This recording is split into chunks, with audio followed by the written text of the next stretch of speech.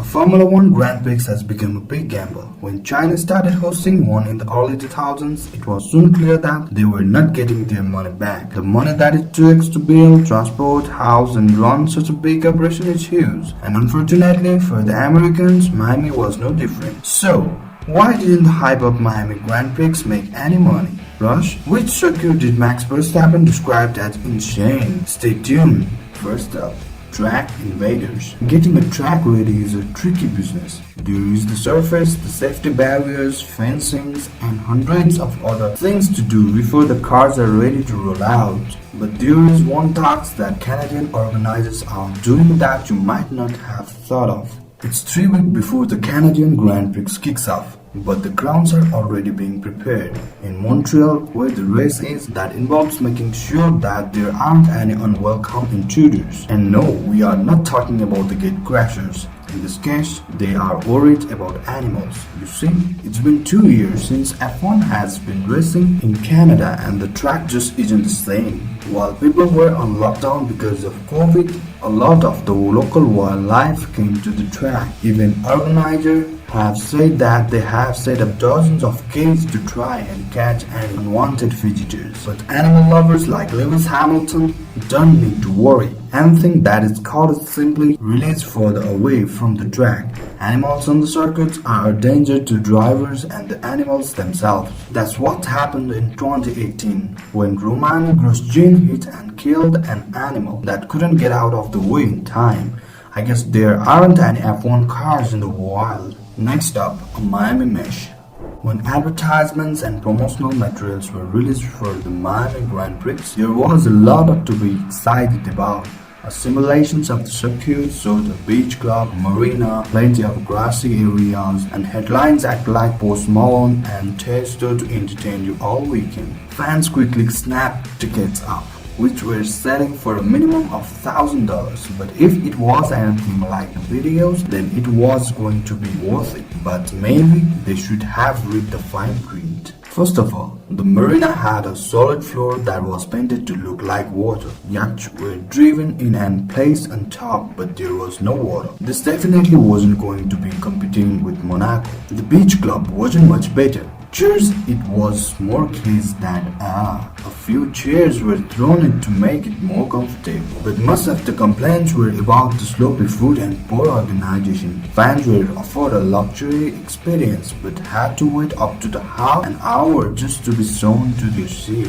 So with all of these issues, it might not come as a surprise that he even failed to make a profit. Tom Garfinkel, who is the managing partner of the event, confirmed that they had taken some losses in their debut year. He said that last year he was confident that the event would make money, but after checking the expenses, it was clear that they had gone over budget. And if they can't figure out how to make a profit soon, could be a lot more down the drain because Miami has signed on for a 10-year deal with F1. Some things are worth more than money. If the Miami Grand Prix gain enough attention and interest, then it might be a good long-term investment. That's why the race called in big-name celebrities and musical acts to make it the biggest party possible. Some were calling it Moto Coachella for its similarities with the festival Coachella. Crowds reached around 85,000 people and more than 2.5 million tuned in from home. For those who actually care about the race, it wasn't that interesting. Starting from P3, Verstappen caught made up of positions from the get-go before overtaking the race leader Charles Leclerc soon after. A safety car on lap 53 made the result a little less certain. Even with the cars bunched up in a pack, Leclerc just couldn't do enough to beat the defending world champion. Apart from a collision between the Mick Schumacher and Sebastian Vettel, the race was pretty forgetful. It certainly wasn't the action-packed battle that organizers had been hoping for. But a lot of that was the fault of the track designers. Many of the drivers complained about the surface of the circuit because it didn't have enough grip. They said that if they went too far off the racing line, they couldn't find any grip. That's why there weren't many overtakes and plenty of criticism. The track's designer, Chris Wilson, said that he felt impressed about the finished product, but that the issue with the surface were common for a new circuit. He said the same thing happened in Singapore and Istanbul. Maybe that's why you shouldn't open the circuits on the day of the F1 weekend. Next, the Bulls.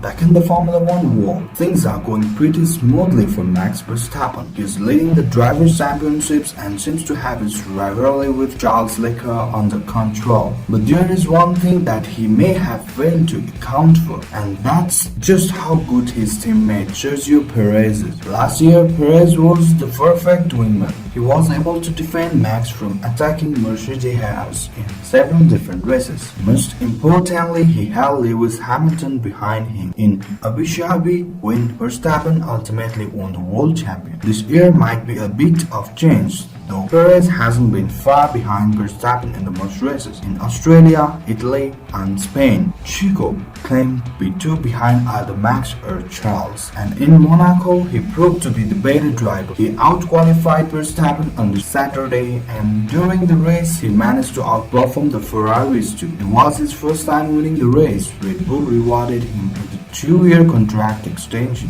But Max's father, Jos Verstappen, wasn't so happy with the result.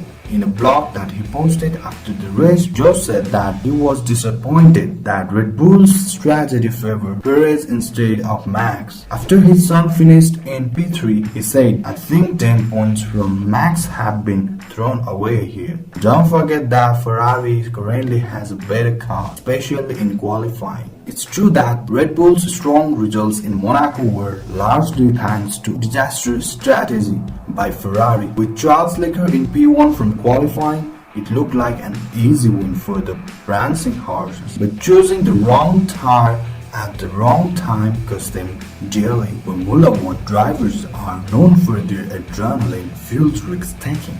And it's not just collision with animals that can be potentially dangerous. Although the sport has become much safer, it's still high risk. But for defending champions Max Verstappen, there's a motorsport that's out of the questions even for him. After winning the Monaco Grand Prix, the Dutchman was asked about the possibility of aiming for the Triple Crown. That's when a driver wins 3 of the motorsport's most prestigious events, the Monaco Grand Prix, 24 Hours of Le Mans, and the Indy 500. For Max Verstappen, one of those legs is just too dangerous. He said that the IndyCar race is insane.